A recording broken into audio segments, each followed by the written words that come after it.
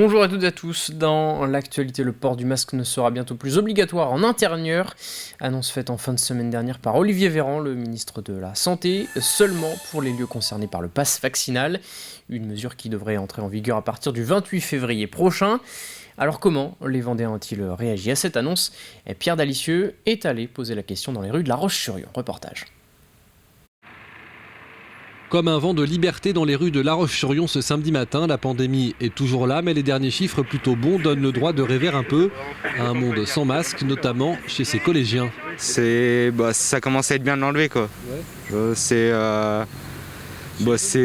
une bonne nouvelle, quoi. On est content de plus l'avoir, quoi. C'est un peu emmerdant de l'avoir à longueur de journée, oui c'est ça. Après voilà, c'est tout. Avec le soleil, les gens retrouvent le sourire. Il faut dire que depuis 2 ans, les mauvaises nouvelles s'enchaînent. Alors pour 2022, tout le monde a envie d'être optimiste. Ça va en s'améliorant, c'est sûr. On sent que les gens sont plus détendus.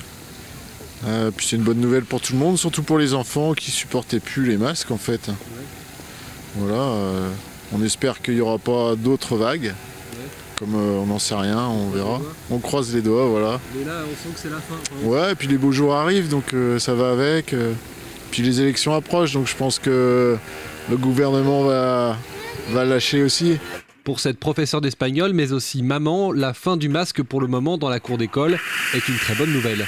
En tant que professeur de langue, c'est une bonne nouvelle parce qu'on avait besoin de pas que les élèves puissent voir la bouche, ce qu'on fait, etc. Pour les petits, c'est important aussi parce que là, les filles, elles vont rentrer à l'école bientôt et elles ont besoin du contact. Donc c'est des confinements, donc voilà, c'est important. Et pour ma fille aussi, on est des êtres sociaux, donc on a besoin de voir les autres, de voir les expressions pour communiquer. Donc ça, c'est important. Certains commerçants retrouvent le sourire aussi, comme dans cette épicerie fine du centre-ville. Depuis une semaine, les gens sont de plus en plus contents. Est-ce que c'est les effets comme quoi il y a quelques restrictions qui vont partir? Et c'est vrai qu'on les sent un petit peu plus joyeux, un petit peu plus, ils sortent un petit peu plus. Alors moi j'ai vu ça depuis une semaine. Alors, est-ce que c'est le fait que c'est les annonces du gouvernement qui fait ça? Je sais pas. C'est une très bonne nouvelle. Les gens vont sortir un petit peu plus, ils vont se sortir un petit peu plus entre parenthèses protégés. Ils vont se dire voilà, ils seront un petit peu plus libres. La pandémie n'est pas terminée. Mais avec les allègements des contraintes annoncées un peu partout, pour le moment, tout porte à croire que l'on est sur la bonne voie.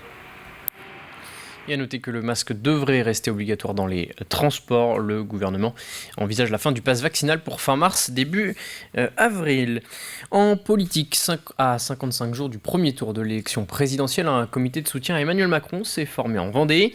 Une réunion était organisée vendredi soir au Grand CAF à La Roche-sur-Yon pour soutenir le président de la République, qui ne s'est pas encore officiellement déclaré candidat à sa propre succession. Et parmi les personnalités présentes, Luc Boire, le maire de La Roche-sur-Yon, ou encore les députés vendéens Stéphane Buchou, Martine Le Guy-Baillois, Patrick Loiseau et Pierre Henriet. Ce comité de soutien, il est composé avant tout d'élus locaux, pour l'instant, au début, de maires, d'adjoints, de conseillers municipaux, pour démontrer l'ancrage territorial de la majorité présidentielle. Son rôle est d'en appeler à la candidature, de travailler sur le terrain à la réélection d'Emmanuel Macron. Emmanuel Macron, nous l'espérons fortement, annoncera prochainement sa candidature. Nous le souhaitons, nous l'appelons. Emmanuel Macron a un bilan solide. Ce bilan doit être poursuivi, son action doit être poursuivie. Dans le reste de l'actualité, un nouveau foyer de grippe aviaire détecté en Vendée à Maché. Il s'agit du 4e foyer dans le département depuis le 1er janvier 2022. Et 12 000 dindes ont été abattues ce vendredi 11 février. Des zones de protection et de surveillance ont été mises en place dans un rayon de 10 km autour de Maché.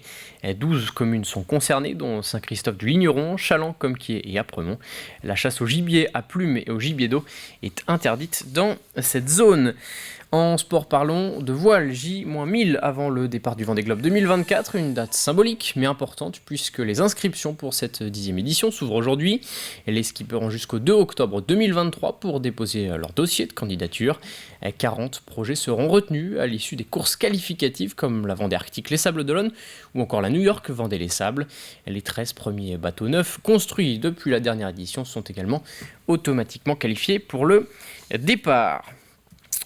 Partons désormais à la découverte de la 10e édition du rallye des Givrés à Mortagne-sur-Sèvre. Ce week-end, plusieurs centaines de voitures et autres véhicules anciens se sont rassemblés pour un circuit de 110 km à travers 3 départements. Un événement qui a réuni de nombreux passionnés d'automobile. Reportage Grégoire de Châtillon. Voici une belle américaine. C'est une Chrysler New Yorker de 1955 qui vient du Canada et on l'a depuis 4 ans. C'est une Renault 6, les premières sorties de Renault 6, elle est 70, c'est une mai 70. Des véhicules anciens qui débarquent entre deux balades pour une pause ici, sur ce parking. Le rallye des Givrés, c'est sûr, ne passe pas inaperçu. Il y a un panachage très varié de véhicules anciens. La doyenne date de 1910, la plus récente des années 90. On dit qu'on balaye un petit peu 80 ans d'histoire automobile. Mais il n'y a pas que ça, il y a aussi des cyclomoteurs, des motos. Vous avez vu, il y a des poids lourds aussi même. Donc non, c'est très varié et c'est ce qui fait, je pense, aussi un petit peu le succès de notre manifestation. Ici, une moto anglaise BSA B31 de 1952. Cette voiture, elle, est une Amilcar C3 de 1933. Amilcar, c'est une marque française qui était fabriquée à Saint-Denis, en région parisienne en fait, et qui a commencé en faisant des cyclocars, des voitures, on va pas dire bon marché, mais des voitures populaires dans les années 20. Et celle-ci date des années 30, c'est-à-dire qu'ils avaient commencé à faire des carrosseries plus cossues, donc des petits coupés. 250 véhicules anciens exposés dans un même lieu, cela fait venir les curieux, tout comme les amateurs de belles mécaniques. C'est sympa, ça change un peu de ce qu'on voit d'habitude. On est passionnés, donc voilà. Et c'est très chouette, et puis à Mortagne, ça fait vivre notre ville, c'est trop chouette, c'est trop bien. Un événement convivial qui a réuni environ 500 participants, des passionnés qui avec leur véhicule ont parcouru 110 km à travers les routes du Haut-Bocage. On termine ce journal avec ces images de cyclisme sur le circuit des plages vendéennes. À l'occasion de la première étape ce samedi de 133 km autour de Chaland, Théo Menant s'est imposé. Et pour la deuxième étape de 136 km autour de Notre-Dame-de-Mont, c'est Michael Guichard qui l'a emporté. Et Théo Menant reste leader au classement général. C'est la fin de cette édition. Merci à tous de l'avoir suivi. Rendez-vous à 18h pour un nouveau journal.